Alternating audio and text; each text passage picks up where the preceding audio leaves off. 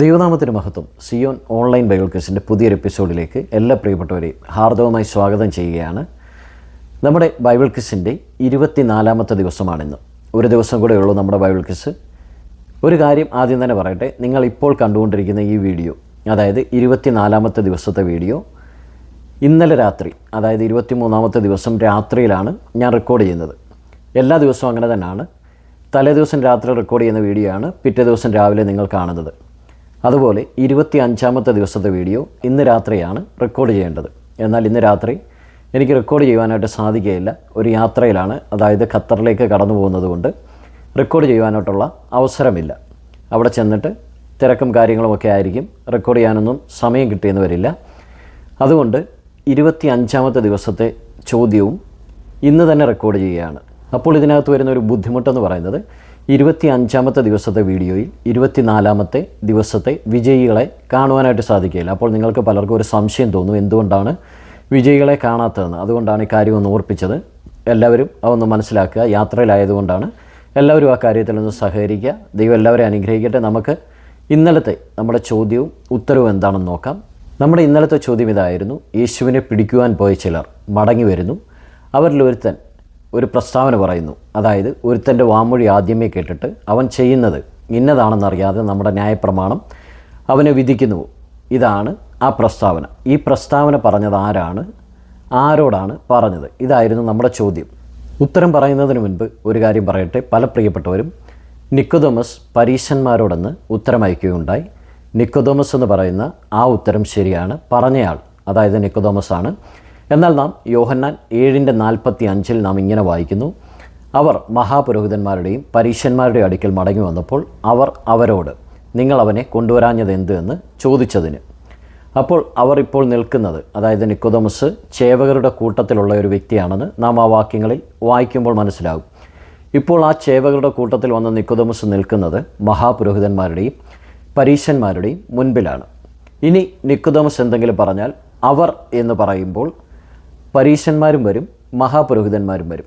പരീശന്മാരോട് മാത്രമാണ് പറഞ്ഞതെങ്കിൽ തീർച്ചയായിട്ടും അവിടെ നിക്കോദോമസ്, അല്ലെങ്കിൽ അവനെ രാത്രിയിൽ കാണാൻ വന്ന വ്യക്തി നിക്കോദോമസ്, പരീശന്മാരോട് എന്ന് മാത്രം പറഞ്ഞിരുന്നേനെ. അപ്പോൾ നമ്മുടെ ഉത്തരം ഇതാണ്: നിക്കോദോമസ് പരീശന്മാരോടും മഹാപുരോഹിതന്മാരോടും.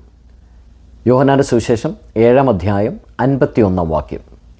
ഇനി നിങ്ങൾക്ക് ഈ ഉത്തരത്തിൽ എന്തെങ്കിലും സംശയമുണ്ട്, അല്ല ഇങ്ങനെയല്ല ഉത്തരമെങ്കിൽ തീർച്ചയായിട്ടും നിങ്ങൾക്ക് തിരുത്തുവാനുള്ള അവസരമുണ്ട്. ഞാൻ നേരത്തെ പറഞ്ഞതുപോലെ വചനം നമുക്ക് രണ്ടു കൂട്ടർക്കും പഠിക്കാൻ വേണ്ടിയാണ് ഈ ബൈബിൾ ക്വിസ് നടത്തുന്നത്.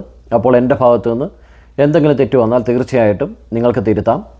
ഇനി പരീശന്മാരോട് മാത്രമാണ് പറഞ്ഞതെന്ന് നിങ്ങൾക്ക് തോന്നുന്നുവെങ്കിൽ ആ വാക്യം കാണിച്ചിട്ട് നിങ്ങൾക്കത് തിരുത്താവുന്നതാണ്.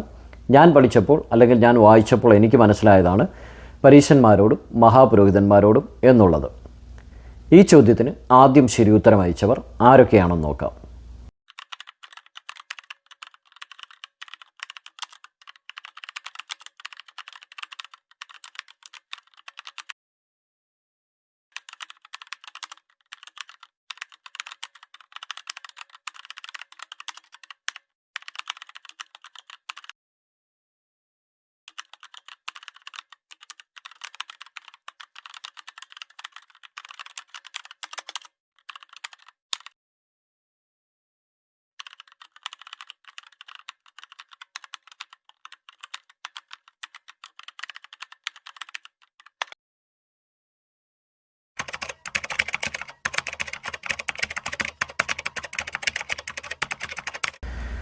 ഇനി നമുക്ക് നമ്മുടെ ഇന്നത്തെ ചോദ്യത്തിലേക്ക് പോകാം. നമ്മുടെ ഇന്നത്തെ ചോദ്യം ഒരു ട്രിക്കി ചോദ്യമാണ്.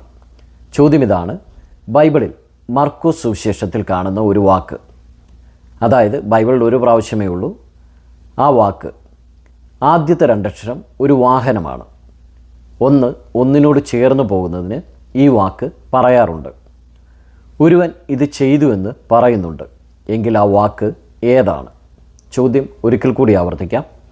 ബൈബിളിൽ മർക്കോസ് സുവിശേഷത്തിൽ മാത്രം കാണുന്ന ഒരു വാക്ക്, ബൈബിളിൽ ഒരു പ്രാവശ്യം മാത്രമേ ഈ വാക്കുള്ളൂ. ആദ്യത്തെ രണ്ടക്ഷരം ഒരു വാഹനമാണ്. ഒന്നിനോട് ചേർന്ന് പോകുന്നതിന് ഈ വാക്ക് ഉപയോഗിക്കാറുണ്ട്, അല്ലെങ്കിൽ പറയാറുണ്ട്. ഒരുവൻ ഇത് ചെയ്തതായും പറയുന്നുണ്ട്. എങ്കിൽ ആ വാക്ക് ഏതാണ്? ഉത്തരം വേഗം കമൻറ്റ് ചെയ്യുക. ചോദ്യം എല്ലാവരും ശ്രദ്ധിച്ച് കേട്ടതിന് ശേഷം മാത്രം ഉത്തരം അയയ്ക്കുക. പല പ്രിയപ്പെട്ടവരും ഇപ്പോഴും യൂട്യൂബിൽ ഉത്തരം അയക്കുന്നുണ്ട്. നമ്മുടെ ഈ ബൈബിൾ ക്വിസ് തുടങ്ങിയ നാൾ മുതൽ പറയുന്നുണ്ട് ആരും യൂട്യൂബിൽ ഉത്തരം അയക്കരുതെന്ന്. ഇപ്പോഴും പല പ്രിയപ്പെട്ടവരും യൂട്യൂബിൽ ഉത്തരം അയച്ചുകൊണ്ടിരിക്കുന്നുണ്ട്. അവരുടെ ഉത്തരം ഞാൻ നോക്കുന്നതേയില്ല, കാണുന്നുണ്ട്, പക്ഷേ അത് അപ്രൂവ് ആക്കുന്നില്ല. ആദ്യം തൊട്ട് പറയുന്നുണ്ട് യൂട്യൂബിൽ ഉത്തരം അയക്കരുതെന്ന്. അപ്പോൾ നിങ്ങൾ ആദ്യമായിട്ടാണ് ഈ ചാനൽ കാണുന്നതെങ്കിൽ ഒന്ന് സബ്സ്ക്രൈബ് ചെയ്യുവാനും മറ്റുള്ളവർക്ക് ഷെയർ ചെയ്യുവാനും മറക്കരുത്.